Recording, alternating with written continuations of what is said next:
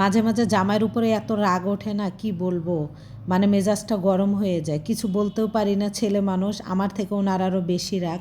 আমি দুপুরে রান্নাবান্না শেষ করে গোসল করে ফেলছি, এখন শুধু ওই আসলে আমি ভাত খাবো। আর এই টাইমটায় ওই মাছ নিয়ে আসছে। গোসলের পর মাছ কাটতে আমার একদমই বিরক্ত লাগে, একটুও ভালো লাগে না, মেজাজটা গরম হয়ে যায় মাঝে মাঝে। এখন বেশি কিছু বলতে পারি না, ছেলে মানুষ তো। আমি যদি একটু রাগ দেখাই, উনি আবার 100 ডিগ্রি দেখাবে। তো চুপচাপ করে ওকে একে ভাত খেতে দিচ্ছি, ভাত খেতে দিয়ে দাঁড়িয়েছিলাম একটু। ছেলে মানুষ খেতে দিলে একটু দাঁড়িয়ে থাকতে হয়। আর আমার জামাই ঝগড়াঝাটি যাই হোক না কেন, মানে আমাকে ভাত খেতে হবে। আর আমি যদি না খাই, ওই খাবে না। তো আমি এখনও খাই নাই অবশ্য, কিন্তু ওকে ভাত দিয়ে আমি দাঁড়ায়েছিলাম। ওই খাইছে, দেন আমি মাছগুলো কাটতে আসছি। পাঙ্গাস মাছগুলো কেটে আনছে, আর বাকিগুলো কেটে আনে নাই মনে হয়। তো আমিও খুলে দেখি নাই, আপনাদের সঙ্গে একসঙ্গেই দেখব। তেলাপিয়ার পাঙ্গাস মাছটা কেটে আনছে, আর এটা কি বলে, বাটার বাচ্চা মনে হয়, এগুলো কেটে আনে নাই। এগুলো কাটতে হবে। আবার সরপুঁটি মাছ আনছে, এগুলোও কাটতে হবে। আমি অলমোস্ট 1 ঘন্টা লেগে গেছে আমার মাছ কাটতে, এত পরিমাণে লেট হয়, মানে আর কি বলবো। তো এগুলো ধুইতেছিলাম আমি। আর পুরুষ মানুষ মানে বোঝার চেষ্টা করে না, সকাল থেকে কাজকাম করা শেষ করার পর দুপুরে একটু খাওয়া দাওয়া করে একটু সবাই রেস্ট নিতে চায়। এই টাইমটা এখন 3টা বেজে গেছে। 3টা বেজে গেছে, আমি এখনও বাবুকেও খাওয়াইতে পারি নাই, না আমি খেয়েছি। এগুলো মাছ প্যাকেটিং করে মানে ঢুকাইতে ঢুকাইতে আমার 4টা বেজে যাবে। তো অনেকগুলো মাছ আনছে অনেক দিন পর, আবার সামনে রমজানও আসতেছে, বেশি দিন নাই। তো সেই হিসাবে প্যাকেট করে রাখতেছে। আমরা যেহেতু 2জন মানুষ, বাবু আর আমার বড় ছেলে তো বাসায় থাকে না।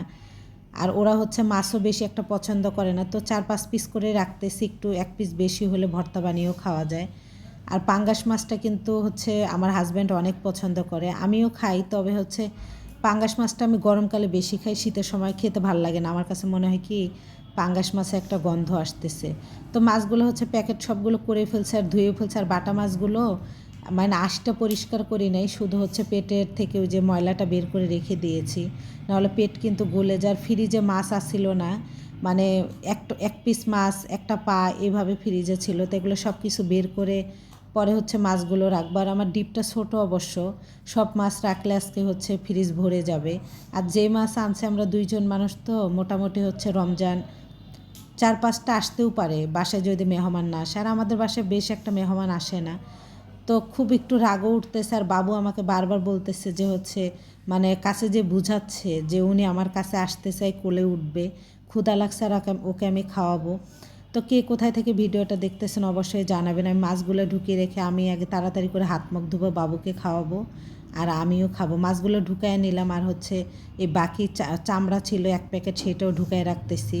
সবগুলো কাটাকুটি শেষ, আসরে আজান দিচ্ছে, এখন আমার খাওয়া হয় না, খাবো। আর লাস্টে ইলিশের মানে ওই যে মাথাটা দিয়ে একদিন রান্না করছি, আর লেজটা রেখে দিছি, ওটা একদিন ফ্রাই করবো যে কোনো একদিন। তো যাই হোক, খুব তাড়ার ভিতরে আসছি, বাবুকে খাওয়াবো, আমি খাওয়াবো। সবাই ভালো থাকবেন, আমাদের জন্য দোয়া করবেন। আল্লাহ হাফেজ।